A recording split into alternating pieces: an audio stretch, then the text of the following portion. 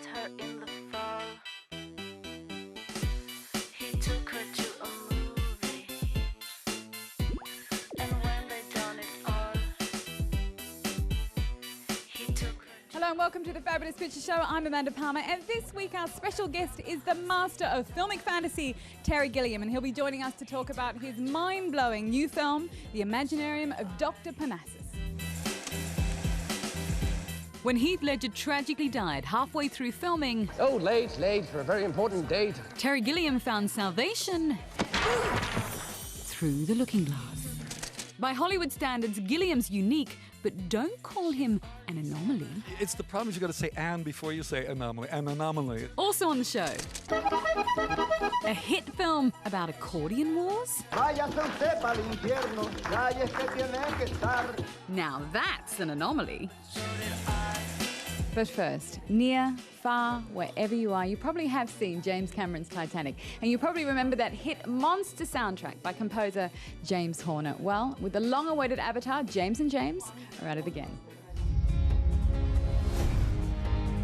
In Avatar, a tooled-up human army travels to a distant planet to wipe out the locals and steal their land. We have an indigenous population of humanoids called the Na'vi. They are very hard to kill. Visual awesomeness is guaranteed, but Jim Cameron also needed Avatar to work on an emotional level. Naughty. Naughty. Naughty. Naughty. And the most powerful tool for evoking emotion is music.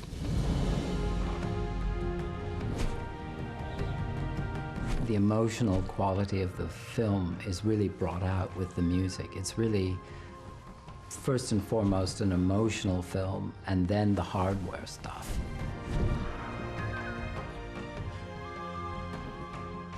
On the surface, there is the military aspect, which comes across very clearly and plays very well on its own. It doesn't need a lot of help. You're on Pandora, ladies and gentlemen. Respect that fact. Then underneath the surface, there's the whole indigenous culture and the sort of spiritual culture of the film that really only comes across with music.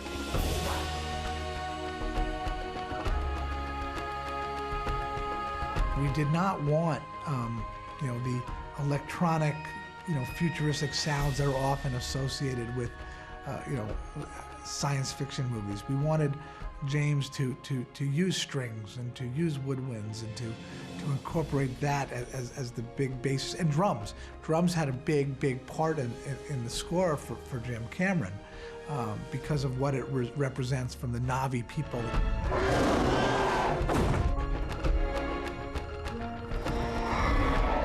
How important was the music to Cameron? Well, usually a composer is brought in near the end of the edit, but with Avatar, Horner was involved for 3 years. I play him sequence after sequence after sequence, so he gets a sense of the flow.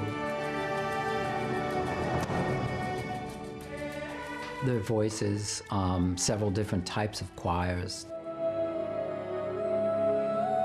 There are a lot of instruments and small ensembles that I invented digitally because I could never find real instruments that did the trick. And I wanted it to sound like something I had never heard before. The process couldn't have been more different with their deadline-defying first collaboration. Aliens.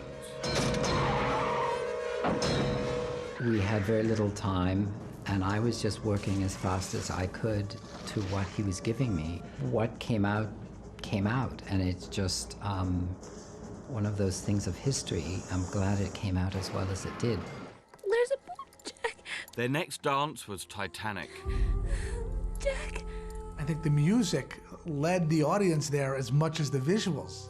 During the sinking, you really had a sense of loss, and I think he created that musically. Where we could not take the time to do it narratively. Horner's Titanic soundtrack sold over 30 million copies. Will the soundtrack to Avatar duplicate this success?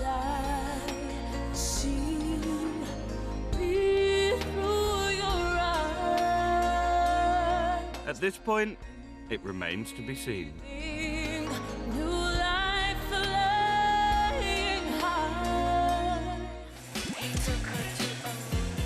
This year at Cannes, a little Colombian film with a very unusual storyline was met with a boisterous standing ovation. It's about an aging accordion player who's kind of like a rock star. Don't never try to judge me, dude. You don't know what the I've been through, but I know something about you. You went to Cranbrook, that's a private school. If you think such verbal violence is confined to rap music, think again, amigo.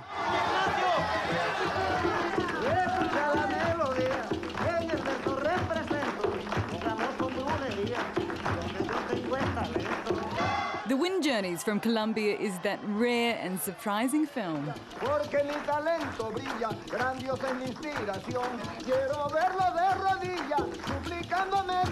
That's even better than you might expect.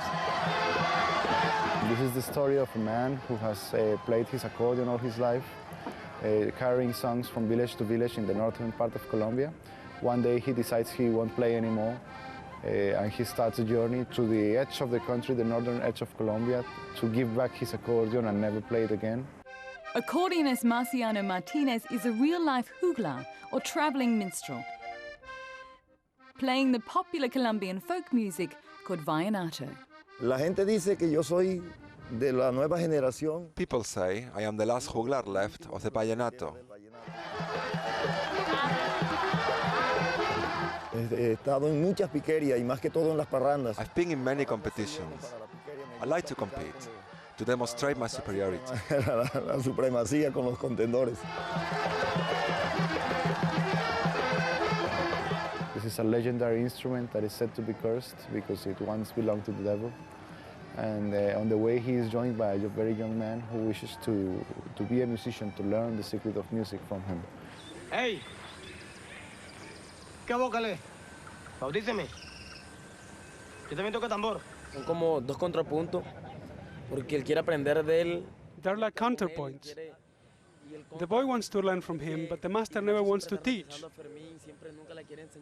It's a master-apprentice relationship that's sometimes beautiful, sometimes ugly.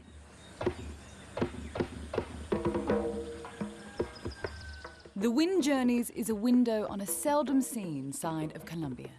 In Colombia, 67 languages are spoken, but never has there been a Colombian film that's in another language different from Spanish. So yeah, it's trying to show that a new country, a different country that is very different from the country that people know through the media. Ya tengo que bautizar a ustedes. Cu sangre. Dile a gatija.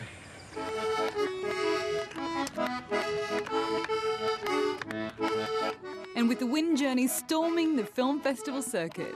Soy un hombre competente. Lo he sido desde muy niño. Marciano, the rock star, is getting his second wind. Canto un verso con cariño para complacer mi gente. In part two, we're joined by the writer, director, and visionary Terry Gilliam. We'll be talking about his latest creation, the Imaginarium of Doctor Parnassus. Now, that is also a film that will be remembered as the final performance of the late great actor Heath Ledger, and it's also utterly brilliant. Hope you join us, part two. He met her in the